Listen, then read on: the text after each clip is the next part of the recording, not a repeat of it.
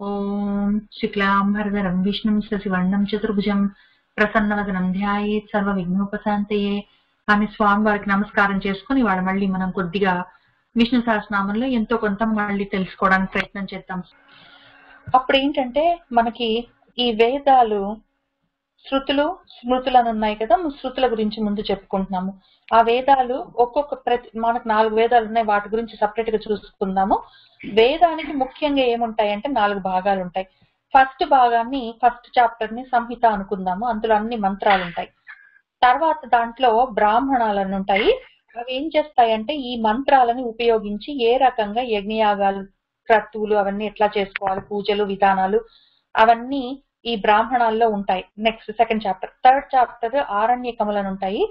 అవేంటంటే ఇవి మనకి ఇంతవరకు యజ్ఞాలు యాగాలు మనం ఇళ్లలో లేకపోతే ఊళ్ళల్లో చేసుకుని ఉంటాము. ఇంకా ఇక్కడి నుంచి కొంచెం ముందుకు అడుగులు వేస్తూ భగవంతుడి వైపుకు వెళ్ళు అని చెప్పి చెప్తారు. ఇవి యూజువల్ గా వానప్రస్థులు చేస్తారు, అడవులలో చేసే ఉంటాయి. అందుకని అడవిలో చేస్తారు కాబట్టి ఆరణ్యకములను కూడా వాటిని ముద్దుగా పిలుస్తారు. తర్వాత నాలుగో భాగం ఉపనిషత్తులు అన్నమాట. ఇందులో ఇంకా కర్మకాండలు అవన్నీ ఉండవు. కర్మలు, యాగాలు, క్రతువులు అవి కొంచెం తక్కువ ఉంటాయి. పరబ్రహ్మం గురించి ఆలోచించు అని చెప్తారు. కానీ ఇవి కూడా ఈ బ్రాహ్మణాల్లో నుంచే కంటిన్యూ అవుతూ ఉంటుంది అనమాట. ఫస్ట్ ఈ మంత్రాల చాప్టర్ అయినాక అక్కడి నుంచి కంటిన్యూ అవుతూ బ్రాహ్మణాలు ఉంటాయి. ఈ మంత్రాలను వాడుతూ ఎట్లాంటి యాగాలు చేయొచ్చు, క్రతువులు చేయొచ్చు, అట్లాంటివన్నీ ఉంటాయి. అందులో అవి కంటిన్యూ అవుతూ మనం ఇందాక చూసావు కదా యాగాలు, ఇంక ఇప్పుడు చూడు అని చెప్పి మళ్ళీ ఆరణికాలు ఉంటాయి. అవి కాగానే ఉపనిషత్తులు ఉంటాయి అన్నమాట. ప్రతి దానికి ఈ రకంగా 4 భాగాలు ఉంటాయి ప్రతి వేదానికి. ఈ వేదానికి ఒక్కొక్క వేదానికి ఉండేవి ఏమేమి ఉన్నాయో మనము చూసుకుంటూ ముందుకు వెళ్దాము. ఈ ముందు ఫస్ట్ది ఋగ్వేదము. రుక్కులు అంటే మనకి మంత్రాలు ఉంటాయి. అందులో అన్ని రకరకాల మంత్రాలన్నీ, అందులో ముఖ్యంగా స్తోత్రాలన్నీ ఉంటాయి. వాటిని యూజువల్ గా యజ్ఞాలు చేసేటప్పుడు హోతలు వాడుతూ ఉంటారు. తర్వాత అందులో ఉండే సంహితంలో ఏముంటాయంటే మనకు ఈ ఋగ్వేదంలో ఉన్న సంహితలో చాలా ఉండొచ్చు, మనకు ఒకటి దొరుకుతుంది. ఇప్పుడు శాకల సంహిత అని ఒకటి దొరుకుతుంది, దాన్నే వాడుకుంటున్నాము. అందులో 10 మండలాలు ఉంటాయిట, 85 అనువాకాలు, తర్వాత ఒక 1025 సూక్తాలు అందులో ఉన్నాయి. ముఖ్యమైన సూక్తాలన్నీ ఉన్నాయి అందులో. తర్వాత ఒక మొత్తం కలిపి ఒక 10,500 రుక్కులు మంత్రాలన్నీ ఆ ఋగ్వేదంలో మనకి ఇప్పటికి దొరుకుతున్నాయి.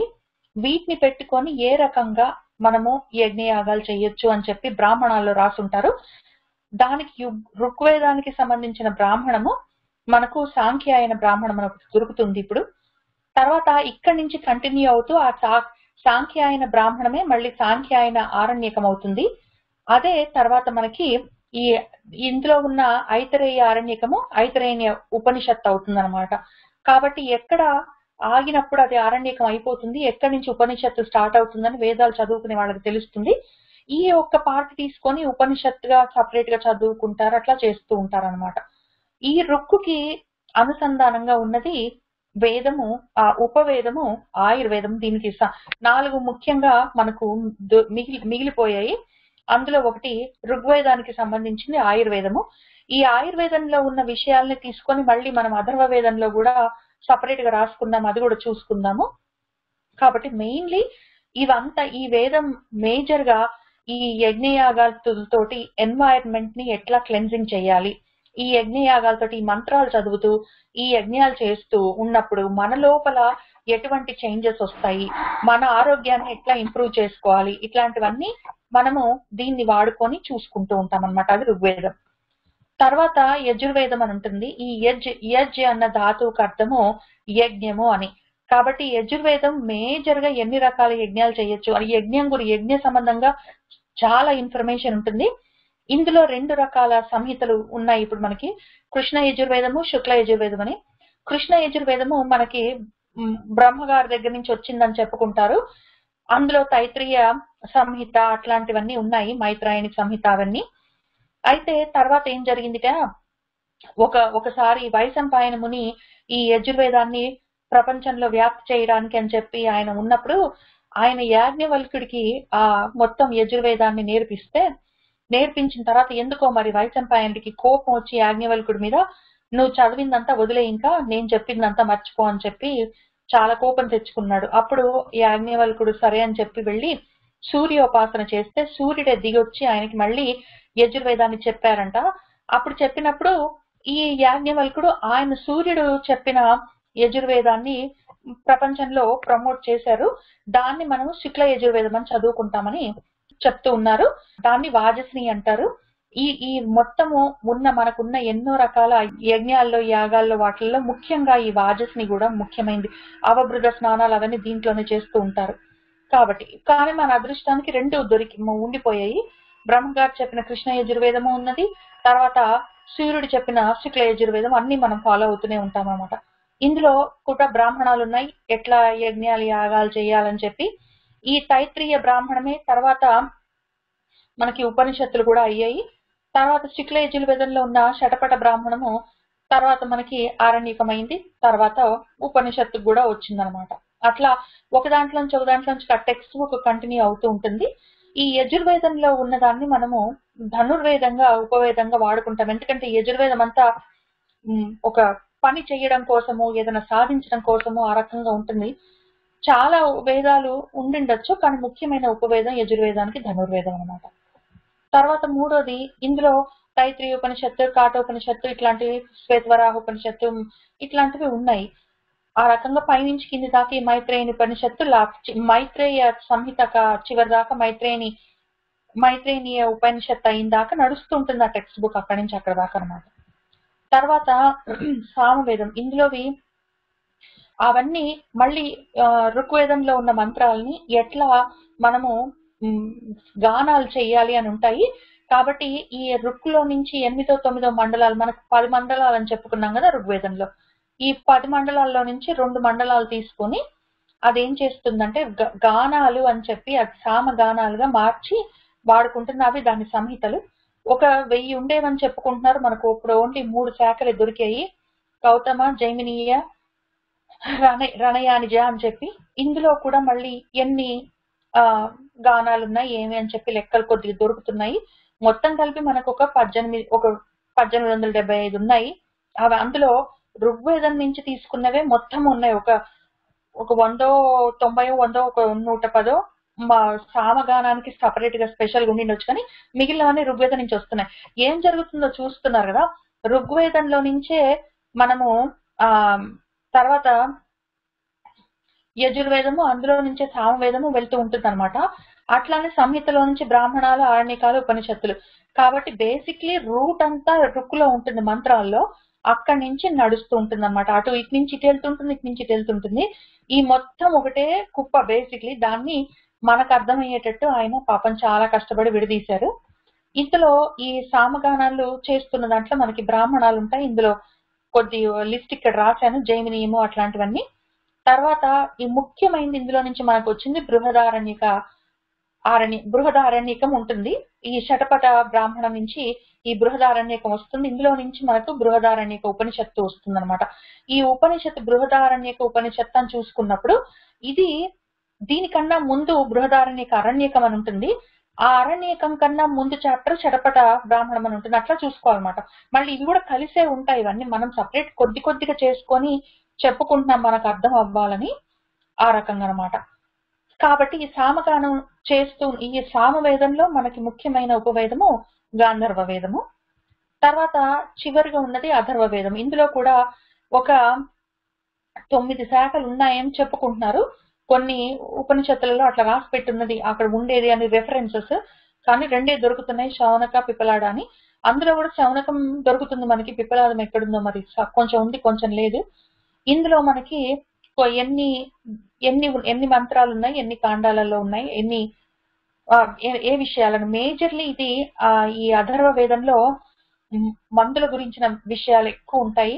తర్వాత పాము కాట్లు, ఏవో ఇట్లాంటి కష్టాలు వచ్చినప్పుడు, అందుకే మీరు ఈ మధ్యన చూస్తున్నారో లేదో కరోనా వైరస్ లో ఇన్ఫర్మేషన్ దాన్ని ఎట్లా కంట్రోల్ చేయాలని చెప్పి మన వేదాల్లో ఉన్నాయని చెప్పి ఇక్కడి నుంచి తీసుకొని అదేంటి ఆ జింజర్ వేసుకొని, పసుపు కలుపుకొని, నీళ్లు కలుపుకొని, వాటిని ఉడకబెట్టుకొని మరగబోసి దాన్ని కాచుకొని ఆ కషాయం తాగేవన్నీ ఉన్నాయి కదా, అవన్నీ ఇక్కడి నుంచి వస్తూ ఉన్నవన్నమాట. ఇందులో చాలా రాసిన మళ్ళీ ఎక్కడి నుంచి వచ్చింది అథర్వ వేదంలో ఇది కూడా మళ్ళీ ఋగ్వేదం నుంచి వచ్చిన సగం ఇన్ఫర్మేషన్ ఇక్కడ దాన్ని ఇంకా కొంచెం ఎక్స్పాండ్ చేసి రాశారనమాట. రకరకాల మనకు జబ్బులకి తగ్గించడానికి, తర్వాత పక్కన వాడిని కంట్రోల్ చేయడానికి, లేకపోతే రాజ్యాల్ని జయించడానికి, లేకపోతే నాకు ఇష్టం లేని వాడిని చంపేయడానికి, లేకపోతే చాతబడులకి అటువంటి రకరకాల మంచి చెడు కలిసిన అన్ని రకాల వాటికి ఇందులో విషయాలు ఉంటాయి అథర్వ వేదంలో. కాబట్టి సో అక్కడి నుంచి వచ్చినవి తైత్రీయ బ్రాహ్మణాలు అట్లాంటివి, తైత్రీయ ఆరణ్యకము, తర్వాత అందులో నుంచి వచ్చిన ఉపనిషత్తులు, ప్రశ్నోపనిషత్తు, అవన్నీ ముండక ఉపనిషత్తాన్ని ఇక్కడి నుంచి వచ్చాయి. అర్థశాస్త్రం ఇందులో బేసిక్లీ ఈ అర్థశాస్త్రం దీని ముఖ్యమైన ఉపవేదం అనమాట. ఇవి అట్ వెరీ హై లెవెల్ మనకు ఉన్న 4 వేదాలు, ఒక్కొక్క వేదంలో ఉన్న సపరేట్ చిన్న చిన్న బ్రాంచెస్, తర్వాత వాటిల్లో ఉన్న ఉపవేదాలు. ఉపనిషత్తులు సపరేట్ గా ఏమి ఉండవు. అది మనకు ఏదైనా వేదానికి చివరి పార్ట్ ఉపవేదం, వేదానికి చివరి పార్ట్ ఉపనిషత్తు. వేదానికి చివరన ఉంటుంది కాబట్టి దాని వేదాంతం అని కూడా ఒక్కోసారి ఉపనిషత్తులను వేదాంతం అంటారు. కానీ ఇంకొక కారణం కూడా ఉంది, అది కూడా చెప్పుకుందాం. కాబట్టి ఇవి 4 వేదాలు, 4 వేదాల్లో ఉన్న విషయాలన్నమాట. అయితే అవి కాక వేదాంగం అని మనకు ఒకటి ఉంటుంది. ఈ వేదాలను చదవడానికి, అర్థం చేసుకోవడానికి వేదాంగాలు అవసరం అనమాట. ఈ శిక్ష, కల్పము, వ్యాకరణము, నిరుక్తము, ఛందస్సు, జ్యోతిషం అని మనం చెప్పుకుంటూనే ఉన్నాము. ఈ జ్యోతిషం ఏంటంటే మనం ఇప్పుడు చూస్తున్న మన జ్యోతిషం కాదు ఇది. ఈ వేదాల్లో ఏ సమయంలో ఏ యజ్ఞాలు చేయాలి, ఏ డేట్ లో చేయాలి, ఏంటి కదా అని ఉన్న విషయాన్ని ఈ జ్యోతిషంలో చెప్తారు. ఇప్పుడు మనం చూసుకునే జ్యోతిష శాస్త్రం కాదని చెప్పుకుంటున్నారు. అయితే ఇప్పుడు మనం వాడుతున్న జ్యోతిష్ శాస్త్రాన్ని భాస్కరాచార్యులు, వరాహమిశ్రుడు, ఆర్యభట్టుడు వాళ్ళు ఇప్పుడు తయారు చేసిందని, మనం అప్పుడెప్పుడో తయారు చేసిందని మనం ఇప్పుడు వాడుకుంటున్నాము. అదొక్కటే కొంచెం తేడా, కానీ మిగిలినవన్నీ ఇవన్నీ మనం చూసుకుంటూనే వస్తూ ఉన్నాము. ఈ ఉపవేదాలు చూసుకున్నాము. ఇవి కాక ఉపాంగాలు ఉన్నాయి. ఉపాంగాల్లో రకాలు ఏంటంటే షడ్దర్శనాలు అని చెప్పి 6 దర్శనాలు ఉన్నాయి. అవి ఒక నిమిషంలో చూసుకుందాము. అవి కాక ధర్మసూత్రాలు, తర్వాత మనుస్మృతులు, పరాశర స్మృతులు, మన పురాణాలు, ఇటువంటివి కాక మనకు ఏదో నాట్య శాస్త్రాలు, అట్లాంటివన్నీ కూడా ఏది దొరికితే అదంతా తీసుకొచ్చి ఉపాంగంలో లిస్టింగ్ చేస్తూ ఉంటారు. అది పెద్ద లిస్ట్. అది ముఖ్యమైనవి నేను 1-2 ఇక్కడ రాసి పెట్టాను. అందులో షడ్దర్శనాలని చెప్పి ముఖ్యంగా న్యాయం ఏంటంటే ఈయన ఆకాశపాద గౌతముడు అని చెప్పి ఆయన ఎప్పుడో మహర్షి ఆయన రాశాడు. ఆయన మనకు ప్రాకృతిక తత్వాలు ఎన్ని ఉన్నాయి, ఇది తెలుసుకుంటే భగవంతుని ఎట్లా తెలుసుకోవచ్చు అని చెప్పేది. తర్వాత వైశేషికం అంటే విశేషం. ఆ విశేషాలు ఏంటి, ఇప్పుడు ఉన్నాయి ఇన్ని తత్వాలు ఉన్నాయి, వీటి వల్ల మనకు లాభం ఏంటి, నష్టం ఏంటి, ఆ గాలి, నీరు, నింగి, ఆకాశం ఇట్లాంటివన్నీ ఉన్నాయి, నాలో ఏదో మనస్సు, బుద్ధి, చిత్తం, అహంకారం ఇట్లాంటివన్నీ ఉన్నాయి, ఏదో మహత్తత్వం ఉంది, ఏదో అహంకారం ఉంది, ఇవన్నీ ఏమి అని చెప్పి అనలైజ్ చేసేది ఈ వైశేషికము. అయితే ఈ రెండింటిని కలిపి చూసుకోవాల్సి వస్తుంది. ఎందుకంటే ఉత్తగా ఉన్నది ఇవి ప్రకృతి తత్వాలను తెలుసుకొని కూర్చుంటే ఏం లాభం, దానివల్ల మనకు లాభం ఏంటి, నష్టం ఏంటి, దానివల్ల నేను బాగుపడే అవకాశం ఏమని చూసుకునేది ఇదనమాట వైశేషికం. ఈ రెండు కలిపి చూస్తారు. అయితే ఈయన కపిలాచార్యుడు, మన శ్రీ మహావిష్ణువు కపిలమునిగా ఆయన దేవహూతికి పుట్టినప్పుడు ఆయన సాంఖ్యాన్ని ప్రమోట్ చేశారు.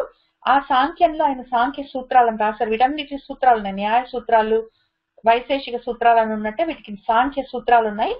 ఈ సాంఖ్యం గురించి, సాంఖ్య యోగం గురించి మన భగవద్గీతలో మన తండ్రి చెప్తూ ఉన్నారు సాంఖ్య యోగాన్ని. ఈ సాంఖ్య యోగంలో విషయాన్ని మన భగవద్గీతలోని కపిల దేవహూతి సంవాదంలో, భాగవత పురాణంలో మాత్రం చాలా విస్తారంగా ఉంటుంది. ఆ సూత్రాలన్నీ ఉన్నాయి. అవి ఎట్లా నడుస్తాయి ఏంటి, దీనివల్ల మన గుణాలు ఏంటి, మొత్తం మనం ఇప్పుడు చదువుకుంటున్న విషయం అంతా కపిలుడు చెప్పిన సాంఖ్యంలో నుంచి చెప్పుకుంటున్నాము. కాబట్టి అది ఆ షడ్దర్శనాల్లో అదొకటి. తర్వాత ఇందులో నుంచి మన వేదాల్లో నుంచి తీసుకొచ్చిన ఇన్ఫర్మేషన్ నుంచి పతంజలి అష్టాంగ యోగ విద్య రాశారు.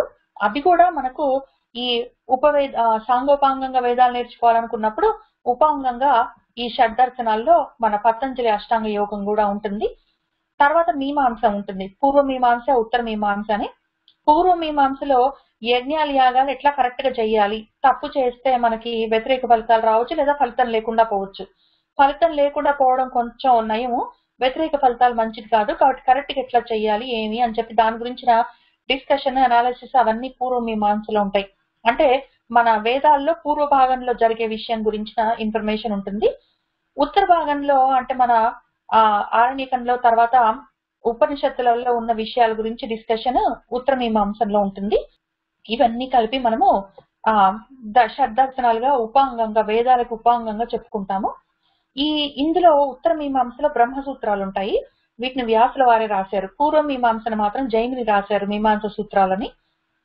కాబట్టి అయితే మనకిప్పుడు మనం చెప్పుకున్న దాంట్లో వేదాల్లో నుంచి తీసుకొచ్చిన భాగాలు ఉపనిషత్తులు, తర్వాత వేదాంతంగా మనం ఉత్తర మీమాంసంగా ఇక్కడ చెప్పుకుంటున్న విషయాలు షడ్దర్శనాల్లోవి బ్రహ్మసూత్రాలు, పురాణాల్లో నుంచి తీసుకొచ్చింది మహాభారతంలో నుంచి భగవద్గీత. ఈ ఉపనిషత్తులు వేదాల్లో నుంచి, బ్రహ్మసూత్రాలు ఈ ఉపాంగంలో నుంచి, భగవద్గీత పురాణంలో నుంచి ఈ మూడింటిని తీసుకొచ్చి ఈ మనము ప్రస్థానత్రయంగా భగవంతుడిని చేరుకునే మార్గంగా మనము నేర్చుకుంటున్నాము, తెలుసుకుంటున్నాము. అది మనం చేసే జ్ఞాన సాధన. ఈ ఉపనిషత్తుని ఉపదేశ ప్రస్థానమని, బ్రహ్మసూత్రాలని సూత్ర ప్రస్థానమని, భగవద్గీతని సాధనా ప్రస్థానం అంటారు. ఈ బ్రహ్మసూత్రాలు ఉపనిషత్తులు అర్థమైనా కాపైనా సాధన పరంగా భగవద్గీతను పెట్టుకొని మనం భగవంతుడిని చేరుకోవచ్చు. కాబట్టి ఇది భగవద్గీత మనం చేస్తున్న సాధన ప్రస్థాన త్రయంలో ఇక్కడ ఉన్నామన్నమాట. ఇది మనకి పైనుంచి కింది దాకా వేదాల్లో మనం ఎక్కడ పోయి ఇరుక్కున్నాం, మధ్యలో ఏ రకంగా మనం బాగుపడడానికి ప్రయత్నం చేస్తున్నాం, మన జ్ఞాన సాధన ఎక్కడున్నది అని చూసుకోవడానికి వెరీ హై లెవెల్లో ఒక ఏమంటారు చిన్న ప్రయత్నం అన్నమాట. కనీసం మనం ఓన్లీ పేర్లనే చెప్పుకుంటున్నాము. అయితే మరి ఇంత నాలెడ్జ్ మొత్తం అంతా పోతే ఎట్లా అని అర్జునుడు అడిగితే, పోతే పోయింది మళ్ళీ మళ్ళీ పుట్టి చెప్తాలి అని చెప్తాడు. నాకు ఇవి మధ్య మధ్యలో ఒక 100 ఉపనిషత్తులు ఉండేవన్నీ పోయాయి, లేకపోతే 180 ఉపనిషత్తులు ఉండేవన్నీ పోయాయి, అయ్యయ్యో అని ఎవరైనా భయపడ్డప్పుడు నాకు ఏమనిపించదు. సరే మన అందానికి ఉన్న 2 చదువుకోవడానికి టైం సరిపోవట్లేదు, ఇది చదువుకొని ఇందులోనే రకరకాల ఇంటర్ప్రెట్ చేసుకొని కన్ఫ్యూజ్ అయ్యి మనము ఇట్లా అవుతున్నాము. అవసరమైనప్పుడు ఆయనే మళ్ళీ ఎవరైనా పంపించి రాపించి మనకు నేర్పిస్తారు కదా అని నాకు పోయిన వాటి గురించి భయం లేదు. ఉన్నది నేర్చుకోవడానికే మనం ఫోకస్ చేస్తే అదే చాలా ఎక్కువ అనిపిస్తుంది. ఇందులో అయితే ఇప్పుడు మనకి ఈ పురాణాలు, ఇతిహాసాలు ఇవన్నీ కూడా వేదాల కిందకి తీసుకొచ్చేసాం కదా ఉపాంగాలుగా. కొన్ని ఉపవేదాలు, తర్వాత ఈ శిక్ష ఇట్లాంటివన్నీ తర్వాత పాణిని వాళ్ళు రాసినవి ఇట్లాంటివన్నీ ఉన్నాయి కదా. ఇవన్నీ ఏమంటే ఇప్పుడు పాణిని రాశాడు అనుకోండి, ఆయన ఇప్పుడు వ్యాకరణం రాసినప్పుడు ఏం చేశాడంటే పాణిని మన మహేశ్వరుడు 14 శబ్దాలు చేశారు ఆయన డమరుకంతో. ఆ చేసిన 14 శబ్దాలని వీళ్ళు 50 అక్షరాలుగా వాటిని ఎట్లా ఎలాబరేట్ చేశారు, దాంతో పదాలు ఎట్లా తయారయ్యాయి, అట్లాంటి విషయాలన్నీ పాణిని కూర్చొని రాశారు కదా అష్టాధ్యాయిలో. అయితే ఇట్లాంటివన్నీ అప్పుడు భగవంతుడు బ్రహ్మదేవుడికి అక్కడి నుంచి లేకపోతే సూర్యుడికి లేకపోతే వీళ్ళందరూ మనకి ఇచ్చినవన్నీ ఉన్నాయి. వాటిని మనమంతా శృతులు శ్రౌతాలు అంటాం కదా. అవి కాక ఈ రకంగా తర్వాత రాసినవన్నీ మనకు స్మార్తములు అన్నమాట, స్మృతిలో నుంచి వచ్చినవి. కానీ మనం వేదాలు అన్నప్పుడు స్మృతులు కలిపే చెప్పేసుకుంటున్నాము, కొద్దిగా తేడాలు ఉన్నాయన్నమాట. అది జనరల్ గా గుర్తుంచుకో. స్మార్తులు అనగానే మాది స్మార్తము అనగానే ఏంటో అనుకోకుండా మనము స్మృతుల్లో నుంచి వచ్చింది స్మార్తం అని అర్థం చేసుకుంటే మనకి క్లారిటీ ఉంటుంది. సరే, మనం ఇప్పుడు ఇక్కడి నుంచి విష్ణు సహస్రనామంలోకి వెళ్దాం. అది సర్వగ సర్వవిద్భాను విశ్వక్సేన జనార్దన వేద వేదవిత్ అవ్యంగ వేదాంగ వేదవిత్ కవి అన్న దాంట్లో ఉన్న వేదానికి సంబంధించిన విషయాలు కొంతవరకు తెలుసుకున్నాము. అక్కడి నుంచి ముందుకు వెళ్దాము. లోకాధ్యక్ష, సురాధ్యక్ష, ధర్మాధ్యక్ష, కృతాకృత, చతురాత్మ, చతుర్వ్యూహ, చతుర్దంష్ట, చతుర్భుజ అని చెప్పి ఇది కూడా చూసుకున్నాము. తర్వాత భ్రాజిష్ణు భోజనం భోక్త, సహిష్ణు జగదాదిజ, అనఘో విజయో జేత, విశ్వయోని గర్వసు దగ్గర జగదాదిజ దగ్గర నుంచి మనకి మళ్ళీ ఆయన విభవమూర్తులు స్టార్ట్ అయ్యాయని చెప్పుకున్నాము. అందులో ఒక విభవమూర్తి ఉపేంద్రుడి గురించి మనము వామనుడి గురించి చెప్పుకున్నాం కదా. ఇప్పుడు ఆ వామనమూర్తి అయిపోయిన తర్వాత ఇక్కడి నుంచి మనం ఇంకొద్ది నామాలు చూసుకుందాం. ఆయన ఉపేంద్రుడిగా అంటే ఇంద్రుడికి తమ్ముడిగా పుట్టారు. ఇంద్రుడికి తమ్ముడికి పుట్టి ఆయన ఆదిత్యుడిగా ద్వాదశ ఆదిత్యుల్లో ఆయన ఒకరిగా శ్రీ మహావిష్ణువు ఉన్నారు. వామనుడిగా పొట్టివాడిగా పుట్టి ప్రాంశువుగా మహా పొడగరిగా పెరిగి మొత్తం భూమంతా ఆక్యుపై మొత్తం అన్ని లోకాలు ఆక్యుపై చేసుకున్నారు. అటువంటి అమోఘమైన వేస్ట్ కాని వ్యర్థం కాని పనులు చేస్తూ ఉంటారు. ఆయన ఏ పని చేసినా ఒక్క భాగం కూడా వ్యర్థం అయ్యేది ఉండదు. అయినా కూడా ఆయన మొత్తం కింద నుంచి పైదాకా వామనుడిగా నుంచి ప్రాంశుడిగా పెరిగినా కూడా ఆయన దేనికి అంటుకోకుండా ఉన్నారు. శుచిహి, ఆయన ఊర్జిత, మహాబలవంతుడు, అతీంద్ర, ఇంద్రుడికి పైన ఉన్నవాడు, ఉపేంద్ర అని ఆయన్ని ఉపేంద్రుడికి తమ్ముడు అనగానే తక్కువ వాడు అనుకోకుండా ఆయన అన్ని ఇంద్రియాలకి పైన ఉన్నవాడు ఒక అర్థము, ఇంద్రుడికి పైన ఉన్నాడు ఒక అర్థము చెప్పుకున్నాము. తర్వాత సంగ్రహ, ఆయన అన్ని దగ్గరికి తీసుకొని వస్తాడు. సర్గ, మళ్ళీ సృష్టి చేస్తారు. అట్లానే సం అంటే సమ్యక్, చక్కగా, గ్రహ, గ్రహించగలం, మన చేత ఆయన గ్రహింపబడతాడు మనం ప్రయత్నం చేస్తే. ఆయన ఇంద్రియాలకి గ్రహింపడం, మనం ఇంద్రియాలను పెట్టుకొని ఆయన గ్రహించడం కష్టం, కానీ ఆయన ఇంద్రియాలతోటి కాకుండా మనం ప్రయత్నం చేస్తే ఆయన చాలా ఈజీగా గ్రాహ్యం అవుతాడు. ఆయన సర్గ, అన్ని మళ్ళీ ఆయన ఎక్స్పాండ్ చేసి మన బుద్ధిని ఆయనను అర్థం చేసుకోవడానికి అవకాశం కలిగిస్తాడు. ధృత ఆత్మ, మన ఆత్మలన్నీ ఆయన పట్టుకొని ఆయన దగ్గర ఉంచుకుంటాడు. నియమ, ఆయన నియమాలు తయారు చేస్తాడు మనం ఫాలో అవ్వడానికి. యమ, ఒకవేళ ఆ నియమాలు ఫాలో అవ్వకపోతే కంట్రోల్ చేస్తాడు. అది వీటికి చాలా చాలా అర్థాలు చెప్పుకున్నాము. ఇప్పుడు స్థూలంగా కొంచెం పైపైన చెప్పుకున్నాము. ఇప్పుడు ఇక్కడ ఈ నామాలు కొద్దిగా లాస్ట్ వీక్ చెప్పుకున్నాము, ఇప్పుడు కొంచెం చెప్పుకుందాము. వేద్య, వైద్య, సదాయోగి, వీర, మాధవ, మధు, అతీంద్రియ, మహామాయ, మహా ఉత్సాహ, మహాబల. ఆయన వేద్య, వేదముల చేత తెలియబడేవాడు. మనం ఆయన్ని తెలుసుకోవాలంటే వేదాలు పెట్టుకొని కూర్చుంటే అర్థమవుతాడు కొంతవరకు. మిగిలిందంతా మనం ధ్యానం చేసుకోవాలి, మన సాధన మనం చేసుకోవాలి. కానీ అట్లీస్ట్ స్టార్టింగ్ పాయింట్ వేద్య, ఆయన వేదాల్లో దొరుకుతాడు, వేద్యుడు. అయితే అందుకే ఆయనను వేద వేద్యుడు అంటారు, ఎందుకంటే వేదాల చేత ఆయన దొరికేవాడు. అది పక్కన పెడతా, వేదాన్ని పక్కన పెడితే వేద్య, ఆయన తెలియబడేవాడు. ఆయనని తెలుసుకోవడం మహా కష్టం ఏం కాదు, ఎక్కడ పడితే అక్కడ ఉంటాడు.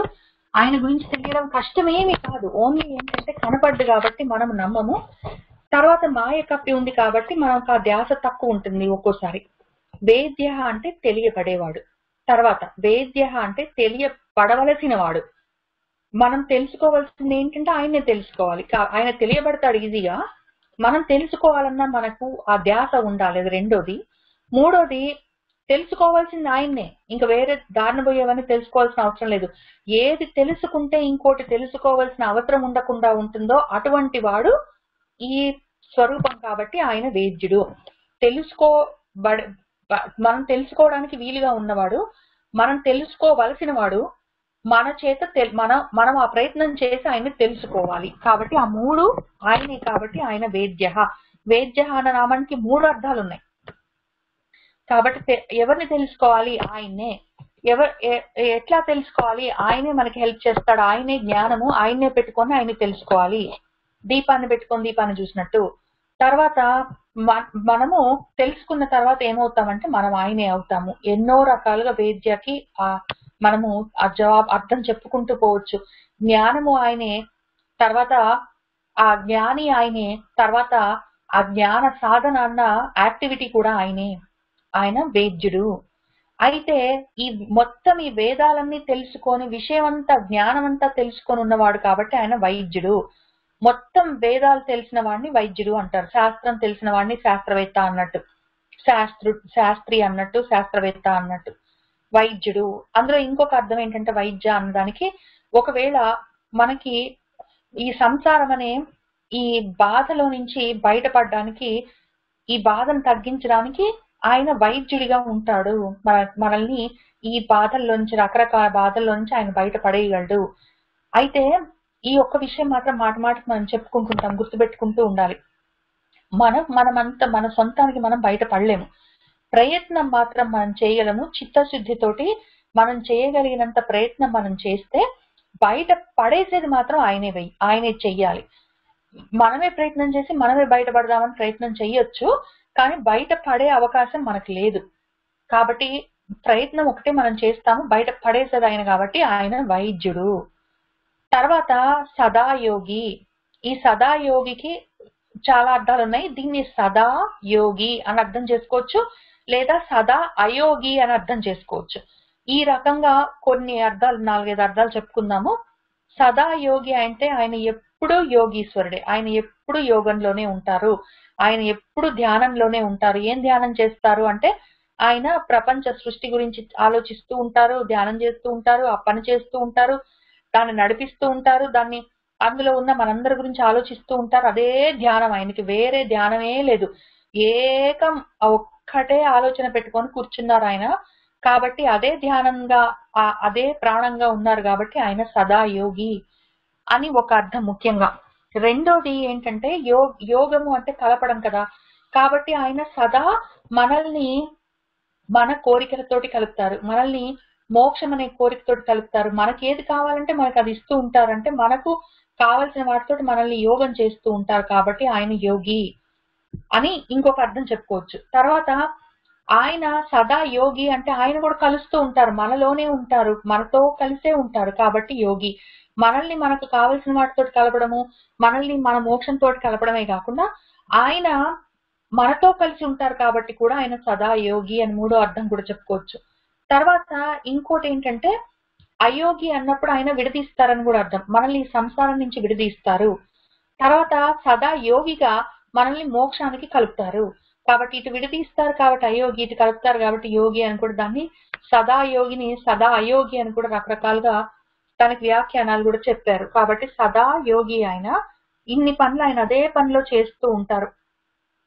ఒకవేళ మనము ఆయనని సదా యోగతోటి అదే ఒకటే ఆలోచనతోటి దృష్టితోటి మనం ఆయన్ని ఆలోచిస్తూ ధ్యానిస్తూ ఉంటే ఆయన మనల్ని కూడా ఆయన దగ్గరికి చేర్చుకుంటారు, మన వంటి యోగులన్నీ. కాబట్టి మనం సదా యోగులం అవుతే ఆయనతో చేరొచ్చు కాబట్టి ఆయన సదా యోగి, నేనే నువ్వు అని ఆయన ఆ నామంతో కూడా ఉంటారు అని మనము చెప్పుకుంటున్నాం అనమాట.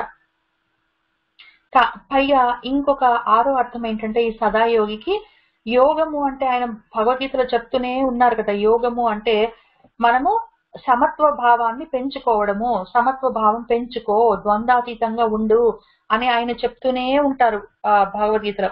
ఆ భగవద్గీతలో ఉన్న ఆ యోగానికి అర్థాన్ని ఇక్కడ అన్వయం చేసుకుంటే ఆయన ఏం చెప్తున్నారంటే ఆయన ఎవరు అంటే సమత్వ భావంతో ఉంటారు. ఆయనకి నువ్వు నేను పక్కవాడు దేవుడు గంధర్వుడు మనిషి పిట్ట చెట్టు అని ఏమి తేడా ఉండదు, ఆయనకు అంతా సమానమే. కాబట్టి సదాయోగి అంటే ఆయన ఎప్పుడు అంతటా సమత్వ భావంతో ఉంటారు. పైగా ఇంకొకటి ఏంటంటే మనలో మనకు వేరుగా ఒకళ్ళని ఎక్కువ ఒకళ్ళని తక్కువ ఆయన ఏం చూడరు. కానీ ఇంకొక అర్థం ఏం చెప్పుకోవాలంటే మనము ఆయన సదాయోగి, ఆయన సమత్వ భావం ఎంత అంటే ఆయనకి చలి అని ఆయన అనుకోరు, వేడి అని ఆయన అనుకోరు, ఆయనకంతా సమానమే. కాబట్టి ఆ రకంగా కూడా ఆయన సదాయోగి అని ఇంకొక అర్థం కూడా చెప్పుకోవచ్చు మనము. కాబట్టి ఎన్నో రకాలుగా ఆయన సదాయోగిగా ఉంటారు కాబట్టి ఆయన అన్ని రకాలుగా యోగం చేస్తూ ఉంటారు. ఆయన విడదీస్తూ ఉంటారు, కలుపుతూ ఉంటారు, సృష్టి చేస్తూ ఉంటారు, దాన్ని లయం చేస్తూ ఉంటారు, దాన్ని నడిపిస్తూ ఉంటారు. ఏది చేసినా యోగంగా చేస్తారు. ఆయన క్రియగా పనిగా చెయ్యరు, ఆయన ఏదో పని పెట్టుకొని చేసినట్టు ఫలాపేక్ష తోటి చెయ్యరు. కాబట్టి ఎనిమిదో అర్థం ఏంటంటే ఫలాపేక్ష లేకుండా ఆయన యోగిగా చేస్తారు ఏ పని చేసినా, కాబట్టి ఆయన సదాయోగి. ఈ ఒక్క నామానికి ఎన్ని రకాలుగా అర్థం చెప్పుకోవచ్చో మనము, ఎంత చెప్పుకుంటే అంత ఉత్సాహం వస్తుంది, కడుపులో నుంచి అంత ఆత్రం వస్తుంది, అటువంటి అంతటి గొప్ప గుణం కలిగిన వాడు అని చెప్పి. కాబట్టి ఆ సదాయోగికి 7, 8 అర్థాలు చెప్పుకొని మనం తర్వాత నామానికి వెళ్దాము. వీరహ. ఈ హ అంటే సంహరించడం అని అర్థం, హ అని ఎక్కడొచ్చినా సరే. ఇక్కడ వీరులని ఆయన హ అని తీసేస్తున్నారు. ఎందుకు అంటే ఒకవేళ వాళ్ళ పరాక్రమం వాళ్ళ వీరత్వం అంతా భగవంతుడికి అగెయిన్స్ట్ గా వెళ్ళడము, లేదా భక్తులు నేర్పించుకొని తినడము హిరణ్యాక్షుల్లాగా లేదా హిరణ్యకశిపుల్లాగా అట్లా ఉన్న వాళ్ళందరినీ వాళ్ళకి ఎంత పరాక్రమం ఉన్నా సరే మనకు సంబంధం లేదు, వాళ్ళని తీసేయడమే. తీసేసి ఆ బాడీలోంచి పక్కన పెట్టి మళ్ళీ కొత్త బాడీ ఇచ్చి మళ్ళీ ఎప్పుడైనా బాగుపడతారేమో అని చూడడమే. కాబట్టి ఆయన వీరహ. ఇంకొకటి ఏంటంటే దేవుడు నిజంగా ఉన్నాడా నువ్వు చూసావా అని ఎక్కువ తక్కువ మాట్లాడే మహా తెలివితేటలు ఉపయోగించే వీరులు, పరమ వీరులు ఉంటారు, నడుం కట్టుకొని బయలుదేరుతారు, వాళ్ళని కూడా తీసేస్తారు. ఆయన కూడా ఆయన కావాలంటే ఆదిశంకర్ లాగా వస్తారు, లేకపోతే ఇంకే అవతారంలోనైనా వస్తారు, కానీ అట్లాంటి బాధనల్ని ఆయన ఉండనివ్వరు. కాబట్టి ఆయన వీరహ. అందులో నేను ఇక్కడ ఇంకొక 9వ అర్థం చెప్పడం నాకు ఇప్పుడే ఇంకోటి వెలిగింది. సదాయోగి అన్నప్పుడు మనం ఏం చెప్పుకున్నాం, ఆయన సమత్వంతో ఉంటారు, ద్వంద్వానికి అతీతంగా ఉంటారని చెప్పుకున్నాం కదా. అక్కడ ఇంకొక అర్థం కూడా చెప్పుకున్నాం. ఇక్కడ వీరహ అన్నప్పుడు నాకు గుర్తొచ్చింది.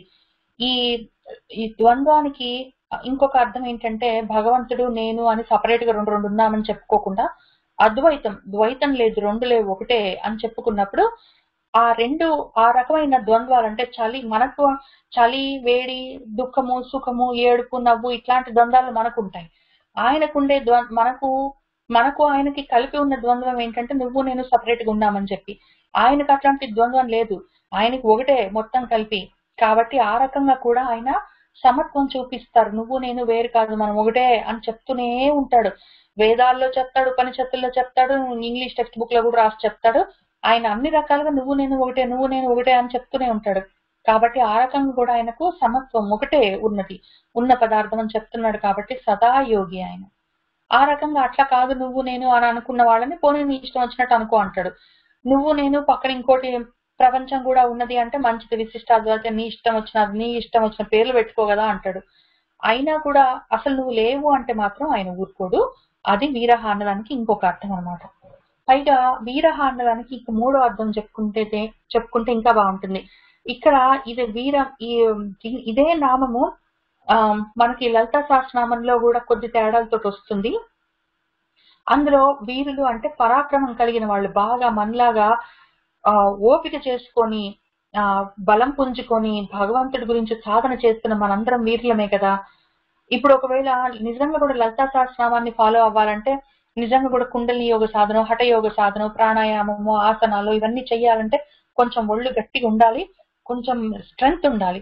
అట్లా అన్ని ఉన్నవాళ్ళు ఆ వీర్యంతో, ఆ పరాక్రమంతో కూర్చొని సాధన చేస్తూ ఉంటారు. కాబట్టి వాళ్ళు వీరులు అని చెప్పి మనం అక్కడ మళ్ళీ లలితా సహస్రనామంలో చెప్పుకుందాము. అదే ఇక్కడ కూడా చెప్పుకుందాం. మన పతంజలి చెప్పిన అష్టాంగ యోగ విద్యలో కూడా మనం యోగ సాధన చేస్తూ ఉండాలంటే మరి శరీరానికి పటిష్టత ఉండాలి. ఆ రకంగా బుద్ధి అనే మజిల్ కూడా గట్టిగా ఉండాలి, అది కూడా బాగా పని చేస్తూ ఉండాలి. వీక్ గా ఉండకుండా మన బ్రెయిన్ కూడా అది కూడా పటిష్టంగా గట్టిగా ఉండాలి, మన శరీరం కూడా గట్టిగా ఉండాలి. అట్లాంటి పరమ వీరులం కదా మనము, బాగా పరాక్రమం కలిగిన వాళ్ళము. అట్లాంటి మనకు ఎవరైనా హాని చేసే వాళ్ళు ఉంటే వాళ్ళని తీసేసేవాడు కాబట్టి వీరహ అని చెప్పి మనం దాన్ని కూడా ఇంకొక అర్థం చెప్పుకొని ఆయన అంతగా మనకి ఎంతో మన తోటే ఉంటూ మనల్ని ఎంత చూసుకుంటూ ఉంటారు అని చెప్పి మనము చూసుకున్నాం. ఇంకొక అర్థం ఏంటంటే ఈ అన్నదానికి అర్థం చెప్పుకోవాలి కదా. వీరులు అంటే మనం అని చెప్పుకున్నాం కదా, మనలాంటి సాధకులు వీరులు. మరి మనల్ని ఎందుకు అట్లాంటి ఆయననే మనసులో పెట్టుకొని మనం సాధన చేసుకుంటుంటే మనల్ని ఎందుకు ఆయన అని తీసేయాలని అనుమానం వస్తుంది కదా. మనల్ని తీసేయడం అంటే మోక్షం ఇచ్చేయడం, మళ్ళీ పుట్టడానికి అవసరం లేకుండా ఇటువంటి పనులు చాలా నీ పరాక్రమము, నీ వీర్యము అంతా ఉపయోగించి ఎంతో సాధన చేసావు అని ఆయనకి మన మీద ప్రేమ కలిగితే ఆయన మళ్ళీ పుట్టవలసిన అవసరం లేకుండా మనల్ని తీసేసి ఆయన మోక్షాన్ని ఇస్తారు. కాబట్టి వీరహ అని ఆ నామానికి మనం అర్థం చెప్పుకొని తర్వాత మాధవ. ఈ మాధవుడికి ఎన్ని అర్థాలు ఉన్నాయో అసలు చెప్పలేము. మాధవుడు, ముకుందుడు, మధుసూదనుడు ఈ నామాలన్నీ కొద్ది తేడాలతోటి ఒకటే అర్థం చెప్తూ ఉంటాయి. వాటిని మళ్ళీ ఇంతకుముందు మధుసూదనకి చాలా చెప్పుకున్నాము, ఇప్పుడు మళ్ళీ మాధవకి చెప్పుకుందాం. మా అంటే లక్ష్మీదేవి, ధవుడు అంటే భర్త. ఈ మాధవ అన్న నామానికి ఇంతకు ముందు కూడా ముందొచ్చింది చెప్పుకున్నాం, మళ్ళీ ఇక్కడ చెప్పుకుందాం. కాబట్టి లక్ష్మీదేవికి భర్త అయిన వాడు, నా తల్లిని ఆయన గుండెల్లో పెట్టుకొని చూసుకుంటున్నవాడు కాబట్టి మాధవుడు. అది ఒక అర్థం, ఫస్ట్ అర్థం చెప్పుకున్నాం. రెండోది మధు అన్న వంశంలో ఆయన పుట్టినవారు కాబట్టి శ్రీకృష్ణ పరమాత్ముడు మాధవుడు, మధు వంశంలో పుట్టినవారు మాధవుడు. తర్వాత మూడో అర్థము మా అన్నదానికి ఇంకొక అర్థం ఏంటంటే జ్ఞానము అని అర్థం. ఈ జ్ఞానానికి ధవుడు భర్త అయినవాడు అంటే మొత్తమే జ్ఞానమే తానైన వాడు కాబట్టి ఆయన మాధవుడు, అది మూడో అర్థం. ఈ జ్ఞానానికి ఇంకొక అర్థం ఏంటంటే బ్రహ్మజ్ఞానము అని. బ్రహ్మజ్ఞానాన్ని ఇవ్వగలిగిన వాడు, బ్రహ్మజ్ఞానానికి ఆయనే ప్రభువు కాబట్టి ఆయనే ఆ బ్రహ్మజ్ఞానాన్ని మనకి ఇవ్వగలిగిన వాడు. బ్రహ్మజ్ఞానం మనకు వచ్చిందంటే ఏమి, మోక్షమే. కాబట్టి బ్రహ్మజ్ఞానాన్ని ఇవ్వగలిగిన వాడు, బ్రహ్మజ్ఞానం తనకు ఉన్నవాడు, బ్రహ్మజ్ఞానానికి ప్రభు అయిన వాడు, బ్రహ్మజ్ఞానాన్ని మనకి ఇవ్వగలిగిన వాడు, బ్రహ్మజ్ఞానం మనకిచ్చి మనల్ని మోక్షం వైపు నడిపించిన వాడు, మనకి నడిపించి మోక్షాన్ని ఇచ్చేవాడు. అని ఆ మాధవ నామంలో ఆ స్టెప్స్ అన్ని ఉన్నాయి. కాబట్టి అంత లోతైన నామం అది మాధవ అన్నది. కాబట్టి మాధవ. ఇంకా ఇంకొకటి ఏంటి అంటే అర్థము, మధు అని ఒక విద్య ఉంది, మధు విద్య. ఈ మధు విద్యలో ముఖ్యంగా 3 భాగాలు ఉంటాయి. ఒకటి మౌనము, ఒకటి ధ్యానము, ఒకటి యోగము అని. ఈ మౌనము, ధ్యానము, యోగము పాటించి ఆ మధు విద్య సాధన చేసిన వాళ్ళకి మోక్షం కలుగుతుంది. కాబట్టి ఆ మధు విద్యని అందించి దాని సాధన చేయడానికి శక్తినిచ్చి ఆ తర్వాత మోక్షాన్ని ఇచ్చేవాడు కాబట్టి ఆయన మాధవుడు. ఆ మధు విద్య చేత మనం పొందగలిగేవాడు కాబట్టి ఆయన మాధవుడు అని కూడా మాధవ శబ్దానికి నామానికి అర్థాలున్నాయి. కాబట్టి ఇవన్నీ కొంతవరకు ఈ నామానికి అర్థం. దాన్ని మనము ఎంత ధ్యానం చేస్తూ ఉంటే అంత తెలుస్తూ ఉంటుంది. ఈ ఒక్కొక్క నామానికి ఇన్ని అర్థాలు ఎందుకు ఉన్నాయి అని చెప్పి మనం కూర్చొని రకరకాలుగా టెక్స్ట్ బుక్లు పెట్టుకొని చదవచ్చు. కానీ చాలా మటుకు ఒక్కొక్క నామాన్ని ధ్యానం చేసినా కొద్దీ అందులో నుంచి అర్థాలు మనకు మనసుకి స్ఫురిస్తుంటాయి. అది నాకు జరుగుతుంది కాబట్టి నేను ధైర్యంగా చెప్తున్నాను. నేను చాలా ఎక్కడెక్కడో భాష్యాలన్నీ చదివి వాటన్నిటిని ఒక దగ్గరికి తీసుకొచ్చి చాలా నోట్స్ రాసుకొని వాటి గురించి ఆలోచించి అర్థం చేసుకొని ఏదో 3-4 అర్థాలు చెప్పొచ్చు అని చెప్పి రాసుకొని వచ్చి ఇక్కడ కూర్చుంటే ఇక్కడ చదువుతున్నా కొద్దీ ఇంకొకటో రెండో అర్థం అవుతూ ఉంటాయి. మళ్ళీ తర్వాత చెప్పి ఇవాళ చదువు అయిపోయిందని చెప్పి మళ్ళీ నేను లేచి వెళ్ళి అన్నం తింటుంటానో పడుకుంటానో మళ్ళీ ఆ నామం గుర్తొచ్చినప్పుడు మళ్ళీ ఇంకొక రకంగా అర్థం అవుతుంటుంది. కాబట్టి నాకు ఈ మధ్యన బాగా అర్థమైంది ఏంటంటే, ఒక్కో నామాన్ని పెట్టుకొని అప్పుడప్పుడు ఆలోచిస్తున్న మనసుకు అవే వస్తాయి. అదే విషయం ఆలోచించకపోయినా మధ్య మధ్యలో ఎప్పుడో ఒకసారి మనసుకి ఆ నామం తట్టినప్పుడు దాని గురించి ఇంకొక కొత్త రకంగా అది అర్థమవుతూ ఉంటుంది. కాబట్టి ఒక్కొక్క నామాన్ని పెట్టుకొని ధ్యానం చేయడం వల్ల అర్థస్ఫురణ ఎన్ని రకాలుగా తెలుస్తుందో నాకే తెలుస్తుంది. దాన్ని బట్టి ఈ విషయాల గురించి ఇంకా లోతుగా తెలుస్తూ ఉంది నాకే. కాబట్టి అది నేను ధైర్యంగా అది షేర్ చేసుకోవచ్చు మీతో. ఎవరికో చెప్తే అట్లా జరుగుతుంది కాదు, నాకు జరుగుతుంది కాబట్టి ఆశ్చర్యంగా ఉంది. ఆశ్చర్యవత్ పశ్యతి, ఆశ్చర్యవత్ అని చెప్పి ఆయన భగవద్గీతలో చెప్పినట్టు నాకే ఆశ్చర్యం అనిపిస్తుంటుంది ఒక్కోసారి. ఇన్ని ఉన్నాయి అందులో అని చెప్పి అవి ఇంకా చదువుతున్న కొద్దీ వస్తున్నట్టే వస్తూ ఉంటాయి. కాబట్టి మాధవ శబ్దం కూడా చాలా లోతైన నామం. మధుసూదన లాగా మాధవ, మధుసూదన ఇట్లాంటివన్నీ, జనార్దన, త్రివిక్రమ, వాసుదేవ అని చెప్పి ఆ 24 నామాలు ఉన్నాయి కదా, అందులో ఉన్న ఒక్కొక్క నామం పట్టుకొని కూర్చుంటే ఈ రకంగా అందులో లోపలికి వెళ్ళిపోతాం. ఎంత ఉంటుందో అది తవ్వుకుంటూ పోతున్నా కొద్దీ. నిజంగా కూడా నా పర్సనల్ ఎక్స్పీరియన్స్ చెప్తున్నాను. కాబట్టి ఇక్కడికి ఈ మాధవ శబ్దాన్ని నామానికి కొద్దిగా ఇక్కడికి ఆపుదాము. ఆపి ముఖ్యంగా మాధవుడు మనకు బ్రహ్మ విద్య వైపు నడిపించే నా తండ్రి అని ఆయనకు నమస్కారం చేసుకొని మధు అన్న నామం గురించి కొంచెం చూద్దాము. మధు అంటే కూడా మళ్ళీ మధు విద్య అని చెప్పుకున్నాం కదా. మౌనము, ధ్యానము, యోగము అన్న వాటితో మనము భగవంతుడిని చేరడానికి అవకాశం ఉన్న విద్య మధు విద్య. అదొక నామం, ఒక అర్థం చెప్పుకున్నాము. ఇంకొక అర్థం ఏంటంటే మధు అన్నదానికి జ్ఞానము, జ్ఞాన అమృతము. మధు అంటే అమృతం అని అర్థం కదా. ఇక్కడ అమృతం అంటే మనకు మోక్షం. అందుకే ఇక్కడ మాధవుడు ఉన్నాడు. మాధవుడు కాగానే మధు. ఎందుకంటే ఈ మాధవుడు ఈ మధువు అంటే అమృతాన్ని మనకిచ్చి, అమృతత్వాన్ని ఇచ్చి మనకి మోక్షాన్ని ఇవ్వగలిగిన వాడు కాబట్టి ఆయన మాధవుడు అయ్యాడు. కాబట్టి ఆ అమృతత్వాన్ని ఇచ్చేవాడు మాధవుడు, ఆ అమృతత్వమే తానైన వాడు కాబట్టి ఆయన మధువు అని.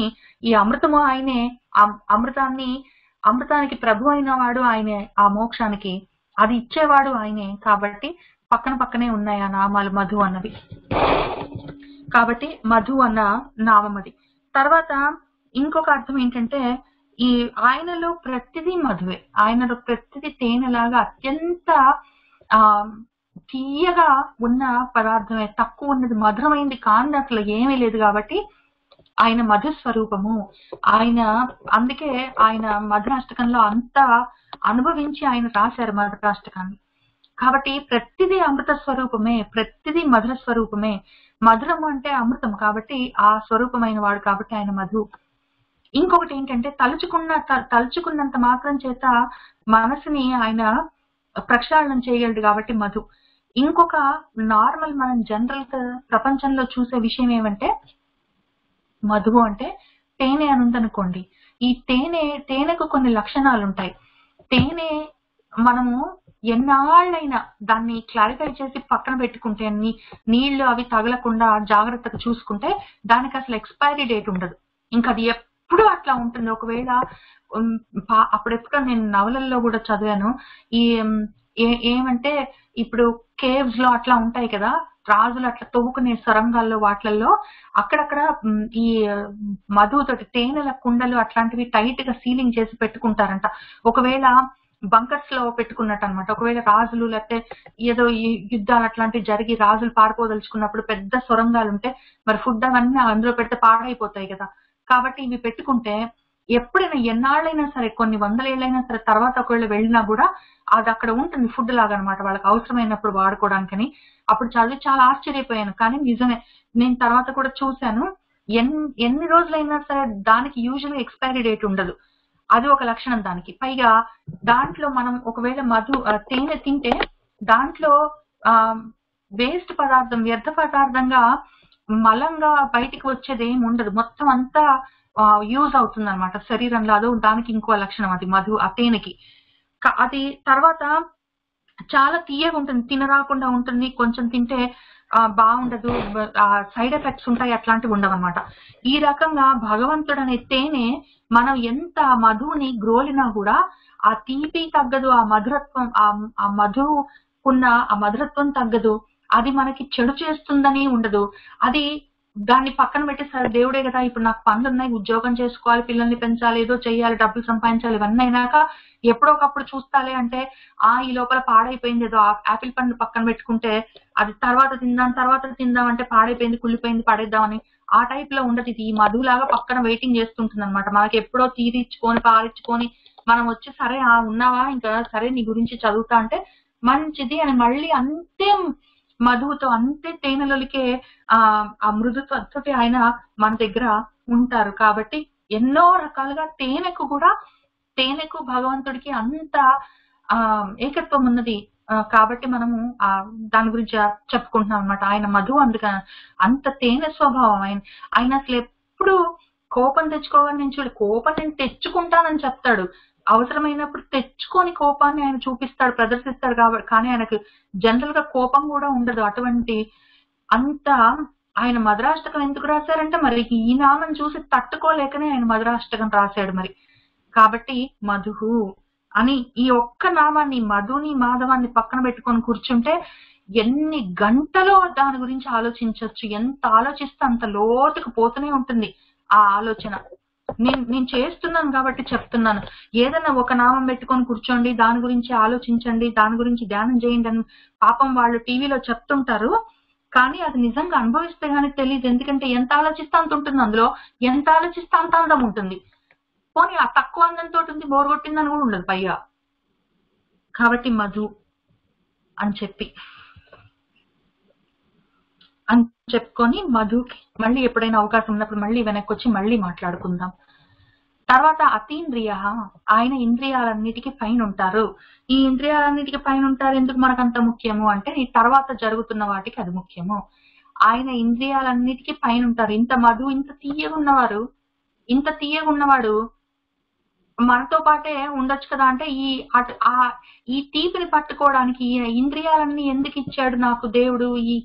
ఈ కళ్ళు, ముక్కు, చెవులు, కాళ్ళు ఇవన్నీ ఇవ్వకపోతే నాకు ఈ కష్టం ఉండకపోవును కదా అని మనం అనుకుంటాం. కానీ ఈ ఇంద్రియాలు లేకపోతే ఈ మధు యొక్క అందం ఎక్కడ తెలుస్తుంది, దాని రుచి ఎక్కడ తెలుస్తుంది?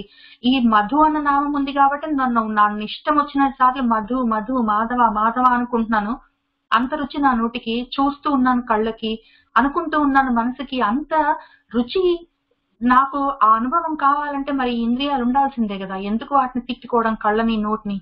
వాటిని వాడుకోవడం నాకు తెలియక దేనికో దానికి కుళ్ళిపోయే ఆపిల్ పండు, ఎండిపోయే ఏదో పనస పండును పెట్టుకొని నేను తిట్టుకునే బదులు ఈ ఇంద్రియాలతోటి కుళ్ళిపోవడం, ఎండిపోవడం, పాడైపోవడం, పాచిపోవడం, మురిగిపోవడం అట్లాంటివి లేని ఈ మధుని పెట్టుకొని ఈ ఇంద్రియాలతోటి అనుభవిస్తే ఇంకా దాని రుచి ఏముంటుంది? కాబట్టి అటువంటి ఇంద్రియాలను మనకిచ్చి నన్ను అనుభవించు అని చెప్పి ఆయన మన అనుభవం అయ్యి ఉన్నప్పుడు ఆయన మనకి ఇంద్రియాలు ఇచ్చాడు, మధువుగా ఆయనే ఉన్నాడు, అనుభవించని చెప్తున్నాడు. మనమే అటు సైడ్ చూసుకోవట్లేదు అంతే. ఆయన వాటన్నిటికీ పైన ఉన్నాడు పాపం.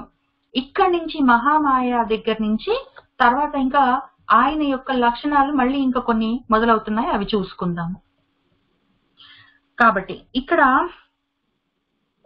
ఎందుకు మనం ఇంకొక చిన్న విషయము లాజిక్ చూసుకుందాము.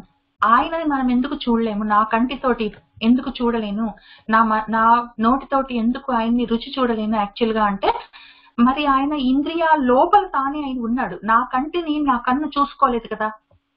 ఇప్పుడు నా కన్ను అన్ని చూడగలదు కానీ నా కన్ను చూసుకోలేదు. అట్లా నా కన్ను తానే అయి ఉన్నప్పుడు నా కన్ను ఎట్లా చూస్తుంది? నా కన్ను ఎదురుగా ఉన్న విషయాలన్నీ చూస్తుంది. ఆ రకంగా ఏమంటారు, ట్విస్టెడ్ లాజిక్ లో చూస్తే ఆయన ఎందుకు అతీంద్రియుడో అర్థమవుతుంది మనకి. కాబట్టి ఆయన అతీంద్రుడు, ఎందుకంటే ఆయన ఇంద్రియాలలో ఆ చూసే, వినే, తినే శక్తి అంతా తానే అయి ఉన్నాడు. కాబట్టి ఆ ఇంద్రియాలు ఆయన్ని గమనించడం కష్టము. ఆయన మహామాయ. ఆయన ఈ ఇంద్రియాలన్నీ మనకిచ్చాడు, మధుని అనుభవించమని చెప్పి ఆయనే మధు అయి ఉన్నాడు, తేనెగా, అమృతంగా. అయితే వాటన్నిటిని అనుభవించి అని చెప్పి ఇంద్రియాలు ఇచ్చి ఆయన మహామాయగా ఉన్నాడు. భగవద్గీతలో నేనే మహా జంత్రగాడిని అని కూడా చెప్పాడు. నేను యంత్రాలని నడిపించినట్టు, మిమ్మల్ని మరబొమ్మలు నడిపించినట్టు నేను నడిపిస్తాడు. యంత్రము అంటే జంత్రం కూడా కదా, ప్రకృతి వికృతి. కాబట్టి ఆ జంత్రగాడిని నేనే అని కూడా ఆయన నవ్వుకుంటూ చెప్పాడు, జోకేసుకుంటూ. కాబట్టి ఆ రకంగా మాయగాడు ఆయన, మహామాయగాడు. ఆ మహామాయ అంతా చేసి నడిపిస్తున్నాడు. ఆటలాగుంది. మరి ఇప్పుడు మనం మన పిల్లలతో ఆడమా? ఏదో సోఫా వెనకాలం దాక్కొని, కట్టె వెనకాల దాక్కొని వాళ్ళు మన కోసం వెతుక్కుంటూ వస్తుంటే నవ్వుకుంటూ ఆ ఆటలు కూడా ఆడకుండా ఎట్లా ఉంటాము? ఆయన కూడా అట్లా మనతోటి మాయల ఆటలన్నీ ఆడుతున్నాడు. లేదా ఆయన గురించి తెలుసుకోవాలన్న ఇంట్రెస్ట్ లేని వాళ్ళకి ఈ ఇంద్రియాలను పెట్టుకొని మధు, మాధవ, వీరహ అని చెప్పుకుంటూ ఓహో అనుకుంటూ ఆ రుచి మరిగి అనకుండా ఉండలేక ఆనందించే వాళ్ళకి బానే ఉంటుంది. ఈ ఇంద్రియాలతోటి ఈ మధు, మాధవ ఎక్కడ చదువుతామని చెప్పి ఇంద్రియాలను పెట్టుకొని ఆ అట్టిపండు, ఏదో మామిడి పండు, లేకపోతే ఏదో సినిమా అని చెప్పి చూసుకునే వాళ్ళకి అప్పుడే ఈయన మహామాయగాడు కనపడ్డు. ఇంకా మనకి కనిపిస్తాడు. ఒకవేళ ఈ ఇంద్రియాలనే పెట్టుకొని మధు అని చెప్పి మనము ఆ రుచి మరిగితే ఇక్కడ ఈయన మాయ తీసేసి కనిపిస్తాడు. లేదా ఈ ఇంద్రియాలతో ఏవో రుచులు అర్థం చేసుకుంటే అవి కూడా తక్కువనేం కాదు, అవన్నీ ఆయన స్వరూపమే. అట్టి పండైనా, మామిడి పండైనా, పనస పండైనా, ఏదో టీవీలో సినిమా అయినా ఆయన స్వరూపమే. ఈ ఇంద్రియాలతోటి ఆ రుచి మనము అనుభవించడానికి ప్రయత్నం చేస్తే ఆయన కనపడ్డు, అంతే కదా. అంతే తేడా. ఒకవేళ మనము ఈ ఇంద్రియాలతోటి చూడగలిగితే మధువుగా ఆయన రుచి చూపిస్తాడు. ఈ ఇంద్రియాలతోటి మనం వేరేవేవైనా చూస్తే ఆయన మాయగా కనిపించడు. కాబట్టి ఈ మధు, అతీంద్రియ, మాయ అని పక్కన పెట్టాడు. నువ్వు దీన్ని ఈ ఇంద్రియాలను ఎట్లా వాడుకుంటే అట్లా నేను మధువా, మహామాయ నీకే తెలుస్తుంది అని ఆయన పాపం ఇంత క్లియర్ గా ఓపెన్ గా చెప్తున్నాడు. ఆయన ఏమి మనకి అబద్ధం ఏం చెప్పట్లేదు, చెప్పకుండా ఏం లేడు. కాబట్టి ఆయన అటువంటి మహామాయగాడు.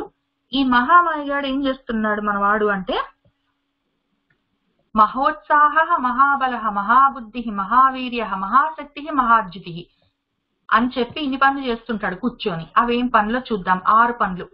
మహోత్సాహ, మహోబల, మహాబుద్ధి, మహావీర్యం, మహాశక్తి, మహాద్యుతి అని 6 పనులు ఉన్నాయి కదా. ఈ 6 పనులు ఏమో చూద్దాం. ఆయన ఏ పని చేసినా మహా ఉత్సాహంతో చేస్తాడు. ఆయన ఉత్సాహం లేకుండా నీరసంగా విసుక్కుంటూ మొహం మార్చుకొని దిగులుగా ఏ చెయ్యాలి కదా, తప్పనిసరి కదా అని అట్లా ఆ రకంగా చేయడు. ఏ చేసిన ఉత్సాహంతో చేస్తాడు.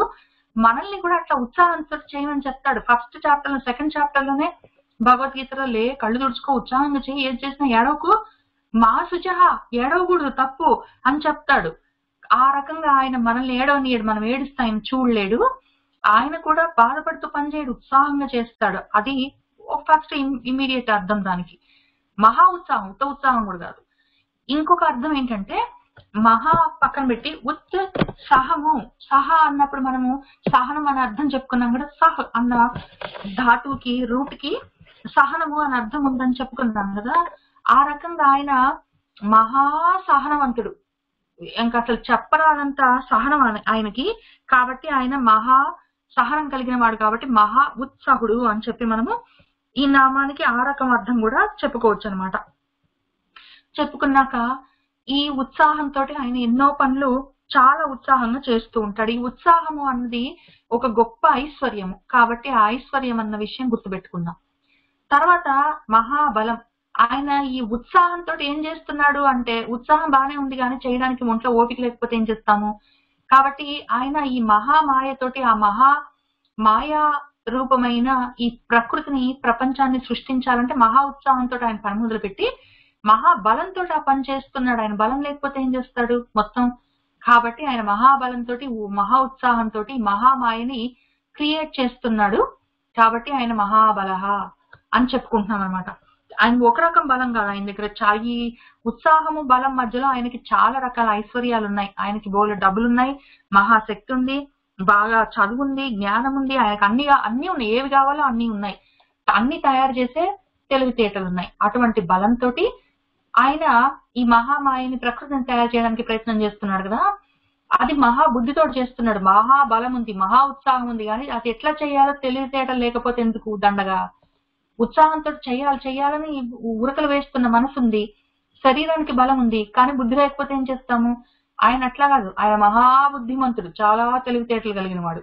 కాబట్టి ఆయన మహాబుద్ధి, ఎంతో తెలివితేటలతో. ఎవ్వరికీ తెలియదు అసలు ప్రపంచం ఎట్లా క్రియేట్ చేయాలి, ఎట్లా దాన్ని నడిపించాలి, ఎట్లా అందరినీ చూసుకోవాలి, ఎట్లా దాని మధ్యలో వాళ్ళకి పాపం వాళ్ళకి విసుగు పుట్టి వాళ్ళు ఏడిస్తే కొంచెంసేపు వాళ్ళకి ఈ రెస్ట్ ఎట్లా ఇయ్యాలి, లయం ఎట్లా చెయ్యాలి, ఇవన్నీ ఆయనకు బాగా తెలుసు. మహాబుద్ధిమంతుడు ఆయన. కాబట్టి ఆయన మహాబుద్ధి. ఇంకొక అర్థం కూడా చెప్పుకుందాం. మనం కూడా జనరల్ గా ప్రతిరోజు అప్పుడప్పుడు ఎవరైనా చూసి అబ్బో వాడికి చాలా బుద్ధి, మహాబుద్ధిమంతుడు వాడు అని చెప్పుకుంటాం కదా. ఆ రకంగా అంటే ఏంటి, ఏ పని చేసినా తక్కువ ఆలోచనలు చేసి ఒక్కోసారి చేస్తే పని తీసుకునే నిర్ణయం, బుద్ధి చేసేది నిర్ణయం తీసుకోవడం కదా. ఒక్కోసారి తీసుకునే నిర్ణయం బాగానే ఉంటుంది, ఒక్కోసారి అంత బాగుండదు. అట్లాంటివైతే అల్ప బుద్ధులు అంటాం కదా, తక్కువ బుద్ధులు. ఈయనకు అట్లాంటి తక్కువ బుద్ధి కాదు. ఆయన ఎప్పుడు నిర్ణయం తీసుకుని ఏ పని చేసినా పర్ఫెక్ట్ గా ఉంటుంది. కాబట్టి ప్రతిసారి ఆయన తీసుకునే నిర్ణయం బుద్ధితోటి ఆలోచించి అది పర్ఫెక్ట్ గా ఉంటుంది. కాబట్టి ఆయన మహాబుద్ధి అని అర్థం. పైగా ఇంకొక అర్థం ఏంటంటే, అబ్బా ఆయన మహాబుద్ధిమంతుడు అంటే ఎంతవరకు ఏ పని ఎట్లా చెయ్యాలి, ఎవరితోటి ఎట్లా నడుచుకోవాలి, ఏ విధంగా ఉండాలి, ఆ చాకచక్యం తెలిసిన వాళ్ళని మహాబుద్ధిమంతుడు అంటాం కదా. రాముడు మహాబుద్ధిమంతుడని, ఆ రకంగా మహాబుద్ధిమంతుడు ఆయన. ఆయన అల్లరి చెయ్యడు పాపం. ఆయన ఏదైనా చెప్తే కూడా బాగా చెప్తాడు. ప్రశ్నిస్తే కూడా విసుక్కోకుండా అన్ని ప్రశ్నలు అడుగుతావు అని తిట్టకుండా, తర్వాత అబ్బో నువ్వు ప్రశ్నించావు, నన్ను అపచారం చేసావు, నువ్వు దాని ప్రాయశ్చిత్తం చేసుకో అని ఏమీ అనడు పాపం. ఎన్ని ప్రశ్నలు అడిగినా, ఎన్ని రకాలుగా అడిగినా అంత ఓపికగా చెప్తాడు. చాలా బుద్ధిమంతుడు ఆయన. మహా సహన స్వరూపం. కాబట్టి ఇక్కడ మనము పైన సహనాన్ని మహోత్సాహంగా మహాబుద్ధిని చెప్పుకుందాం. తర్వాత ఆయన మహావీర్యం, మహాపరాక్రమం కలిగిన వాడు. ఆయనకి ఉత్సాహం ఉంది, బలం ఉంది, బుద్ధి ఉంది, కానీ పరాక్రమం లేదనుకోండి. ఇప్పుడు బలము ఉండి ఉత్తగా జడంలాగా, బలానికి పరాక్రమానికి తేడా ఏంటంటే, పరాక్రమము యాక్చువల్ గా మనము యాక్షన్ లో ఉన్న బలం అనమాట. ఈ బలము నాలో ఉండొచ్చు లేటెంట్ గా, ఈ ఉన్న బలాన్ని నేను యాక్షన్ లో చూపిస్తే అది పరాక్రమం కదా. కాబట్టి ఆయన పరాక్రమించి చేయగలడు పని. ఊత బలం ఉంది లోపల, కానీ అబ్బో లేవనే లేవడు అనుకోండి. బాగా బలమంతా పెట్టుకొని కండలు పెంచి ఏమి చేయకుండా ఊరికే కూర్చుంటే ఏం లాభం. పని చేయడానికి బుద్ధి ఉంది, ఉత్సాహం ఉంది, కానీ చెయ్యడు. ఈ బలాన్ని పరాక్రమంగా యాక్షన్ లోకి మార్చరాకపోతే ఇంకెందుకు దనగా. ఆయన అట్లా చేయడు. మహా వీర్యంతో, పరాక్రమంతో, ఉత్సాహంగా, ఎంతో తెలివితేటలతోటి ఆయన పని చేస్తూ ఉంటాడు. ఆయన మహాశక్తి. ఉత్తగా ఈ పరాక్రమం అవన్నీ ఉన్నాయి, కానీ చేసే శక్తి ఉండాలి కదా. బలం ఉంటే, బలం ఫిజికల్ శక్తి అయితే, పరాక్రమము మెంటల్ గా ఉన్న శక్తి. ఇప్పుడు ఈ శక్తి మహాశక్తి అంటే క్రియారూపంగా చేయడానికి ఉన్న శక్తి, అది కూడా ఆయనకి చాలా ఉన్నది. తర్వాత శక్తి అన్నదానికి ఇంకొక అర్థం ఏంటంటే, శక్ అన్న ధాతువుకి అర్థము ఒక పని చేయగలిగే సత్తా అంటాం కదా శక్తిని. శక్తికి వికృతి అనుకోండి సత్తా. ఆ సత్తా ఉంది ఆయనకి. ఇక్కడ చేయగలిగిన పరాక్రమం ఉంది, చేసేంత బలం ఉంది, ఉత్సాహం ఉంది, బుద్ధి ఉంది. ఇవన్నీ కాక చేసే సత్తా కూడా ఉంది ఆయనకి. ఆయన చేయలేనంత చేతగాని వాడు కాదనమాట, మహాసత్తా కలిగిన వాడు. కాబట్టి శక్తి. తర్వాత ఆయన మహాద్యుతి. ఏదైనా చేస్తే అలసిపోవడము, మొహం అంతా చిన్నపోవడము ఆ రకంగా ఉండదు. వెలుగులతో నిండి ఉంటుంది ఆయన అట్లానే ఉంటాడు. ఆయన చేసిన పని కూడా వెలుగులతో నిండి ఉంటుంది. ప్రపంచం అంతా వెలుగులతో నిండి ఉంటుంది. ఆయన చేసిన సూక్ష్మాతి సూక్ష్మమైన నాలాంటి పదార్థం కూడా భూమి మీద అసలు ఇది మొత్తం గ్రాండ్ స్కీమ్ ఆఫ్ థింగ్స్ లో నేనెంత అసలు అల్పాతి అల్పమైన ఒక కణము.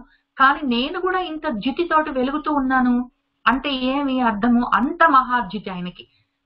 ఇంతవరకు చదివినాక నాకు అనిపిస్తుంది మహా మహా మహా అని 10 సార్లు రాసుకున్నాడు. ఆయన ఎంత బాధపడుతున్నాడు పాపం పిచ్చి ఆయన. ఇంత మహామాయ చేయగలిగిన శక్తి ఉండి, ఇంత మహా ఉత్సాహం ఉండి, మహాబలం ఉండి, మహాబుద్ధి ఉండి, మహావీర్యం ఉండి, మహాశక్తి ఉండి, మహాద్యుతి ఉండి ఏమి లాభము? కొంచెమే చూపించగలుగుతున్నాడు పాపం. ఆయన ఎంత చేసినా ఆయనలోంచి తరుగుదల అన్నది లేదు. కొంచెం చేస్తేనే ఇన్ని బ్రహ్మాండాలు తయారయ్యాయి. కొంచెం చేస్తేనే నాలాంటి అల్ప ప్రాణులు కొన్ని లెక్క పెట్టడానికి లేనన్ని కోట్లున్నాయి. అయినా కూడా ఆయనలో ఏమాత్రం కొంచెం కూడా తరగలేదంటే ఇంక ఏమంటాము? ఆయన అసలు ఒరిజినల్ ఎంత ఉంది? పాపం అంత మహా ఉన్నది. నా దగ్గర మహా ఉన్నది, నా దగ్గర చాలా ఉన్నది, నా దగ్గర చాలా ఉందని చెప్పుకుంటున్నాడు పాపం ఇక్కడి నుంచి ఇక్కడ దాకా. ఆ చెప్పుకున్న దాంట్లో చాలా కొంచెం అల్పాతి అల్పం శాంపిల్ గా చేస్తేనే మనందరం తయారయ్యాం.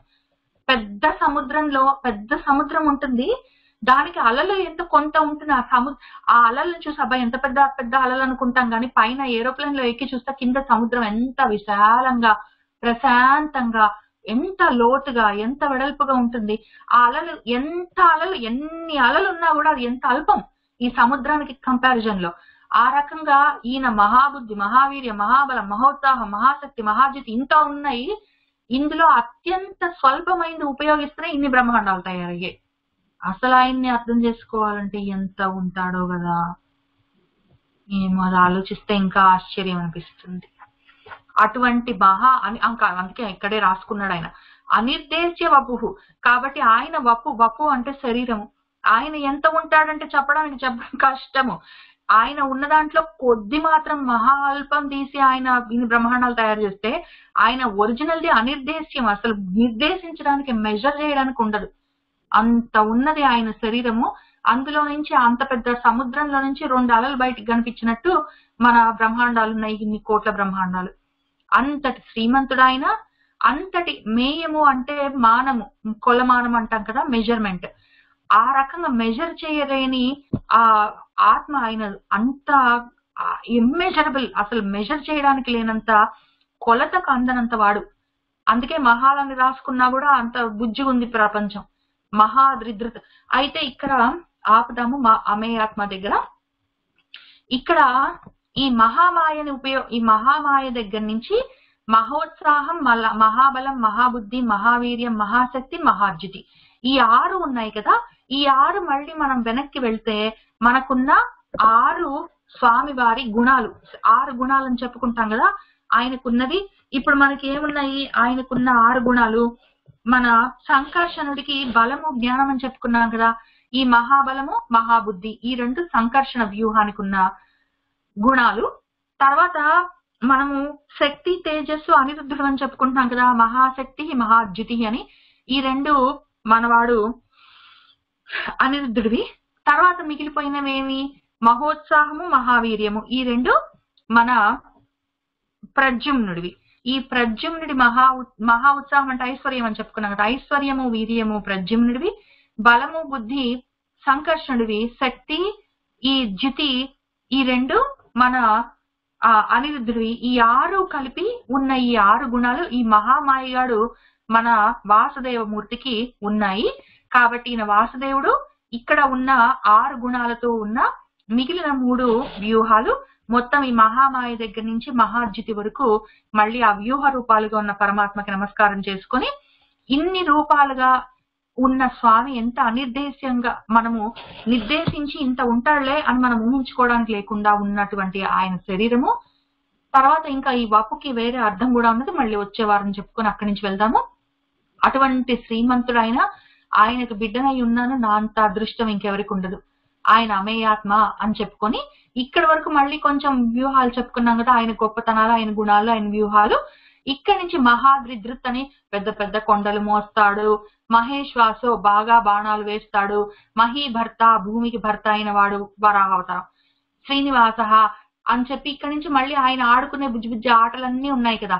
ఈ పెద్ద ఈ మాయ అన్న ప్రపంచాన్ని తయారు చేసుకొని ఆయనకి బోలెడు ఉన్నాయి పాపం, అన్ని మహాలే, తక్కువేం లేవు. ఈ మహాలు పెట్టుకొని ఆయనకి పాపం ఎంత చేసినా, ఇన్ని కోట్ల బ్రహ్మాండాలు తయారు చేసినా బుజ్జిగా కొంచెం అయింది, ఇంకా బోలెడు మిగిలింది. ఏం చేస్తాడు? కాబట్టి ఆ తయారు చేసుకున్న భూమిలో ఈ ప్రపంచాల్లో ఆయన రకరకాల బుజ్జి బుజ్జి ఆటలన్నీ ఆడుకుంటుంటాడు. ఈ మహాద్రి ధృతు దగ్గర నుంచి ఆయన ఆడుకునే ఆటలు మళ్ళీ ఇక్కడి నుంచి ఇక్కడ దాకా కొన్ని చెప్పుకుందాం. ఆయన ఆటలు ఏమి, ఆయనతో పాటు మనం ఎట్లా ఆడుకుంటున్నాము, మనల్ని వదిలిపెట్టి ఆయన ఏం ఆడుకోవట్లేదు కదా. కాబట్టి ఆయన ఆటలన్నీ మరి మహాద్రి ధృతు నుంచి వచ్చే వారం చెప్పుకుందాము. ఇవాళకి ఇక్కడికి ఆపుకుందాము. కాబట్టి మనం ఇవాళ కొంతవరకు చెప్పుకుందాం, ఎంత చెప్పుకుంటే అంత ఉంటుంది మనకి. కాబట్టి వేద్యో వైద్య సదాయోగి వీరహ మాధవో మధు అతీంద్రియో మహామాయో మహోత్సాహో మహాబల మహాబుద్ధి మహావీర్య మహాశక్తి మహార్జితి అనిర్దేశ వపు శ్రీమాన్ అమేయాత్మ అని ఇంతవరకు కొద్ది నామాలకి కొంత అర్థం చెప్పుకున్నాము. మనం ఏ ఒక్క నామం పెట్టుకొని కూర్చున్నా ఇంకా లోతుకి వెళ్ళిపోతాం, లోపలికి ఎక్కడికో. ముఖ్యంగా 24 వాసుదేవ నామాలు ఉన్నాయి కదా, అవి పెట్టుకుంటే మాత్రం ఎక్కడికో వెళ్తాం. అసలు చాలా ఉంటుంది అందులో, చెప్పరానంత లోతైన భావాలన్నీ ఉంటాయి. ప్రతి నామానికి ఉంటాయి.